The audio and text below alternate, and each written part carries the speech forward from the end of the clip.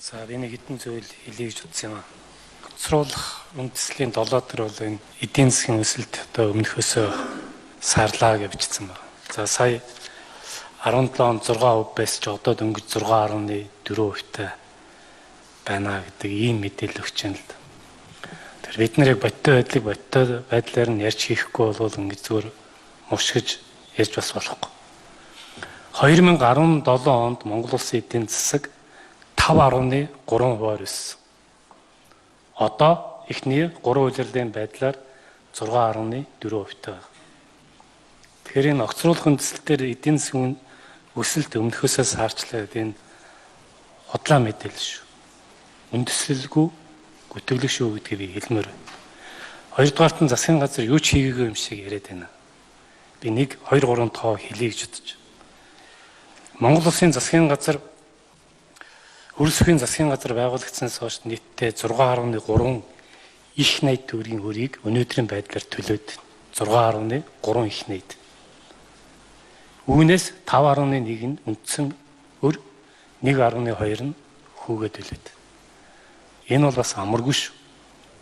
Төрийн мөнгийг арилжааны банкудад хугацаагүй олон янзаар байршуулдаг. Ийм байсан. Энэ бүгдийг цэгцэлсэн. Бүх арилжааны банкуд дээр янз бүрийн гэрээ байгуулад байршуулчихсан байсан мөнгүүдийг бүгднгийн төрийн сандар авчирсан. Гадны зээл тусламжийн мөнгүүдийг муу ялгаагүй авчирсан. Төрийн сан найдвартай гарт байгаа.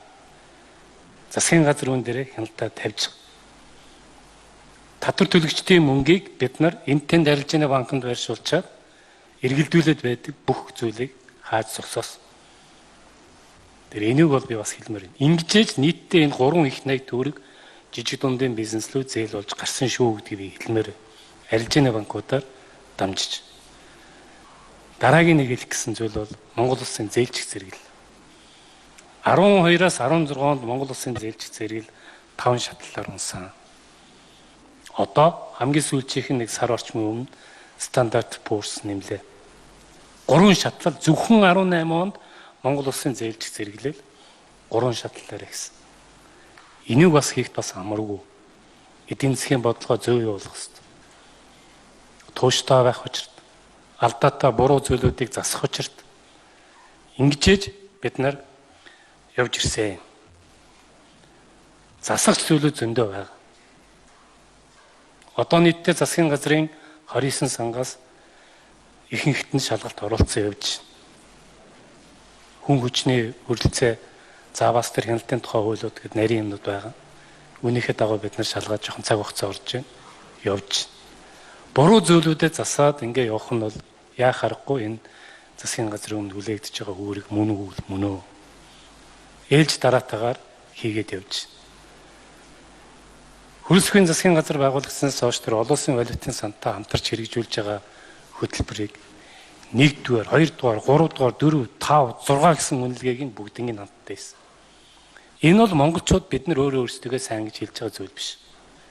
Энэ бол дэлхийн 189 оронтой гишүүнчлэлтэй олон улсын валютын сан ирээд Монгол улсын эдийн засгийн бодлогыг үзээд за та нар зөв явж байна. Засгийн газрынхаа өрөө сайн буулгажээ. Төсвийнхээ алдагдлыг буулгажээ. Эдийн засгийн төсвийн бодлого чинь зөв явж байна. Энүүгээ цаашдаа тууштай үргэлжлүүлээрэ гэдгийг зөвлөгөө өгч. Зээлчих зэрэглийн компаниуд дэлхийн олон хөрөнгө оруулагчдын өмнө хариуцлага хүлээдэг байгууллагууд. Тэр Moody's нь ч бай, Fitch нь ч бай, Standard & Poor's нь ч бай. Бүгдээрээ дэлхийн хөрөнгө оруулагчдын өмнө хариуцлага хүлээдэг байгууллага. Тэд нар ирээд манай зээлчих зэрэглэлийг одоо дандаа дээшлүүлж өгч байгаа. Зөв байна гэдэг. Тэгэхээр ингээд одоо нэг сүүлийн хэдэн өдрүүдэд бүхэн болохоо байсан юм шиг засгийн газар юу ч хийхгүй байгаа юм шиг ингэж харлуулж бас ярьж болохгүй л дээ.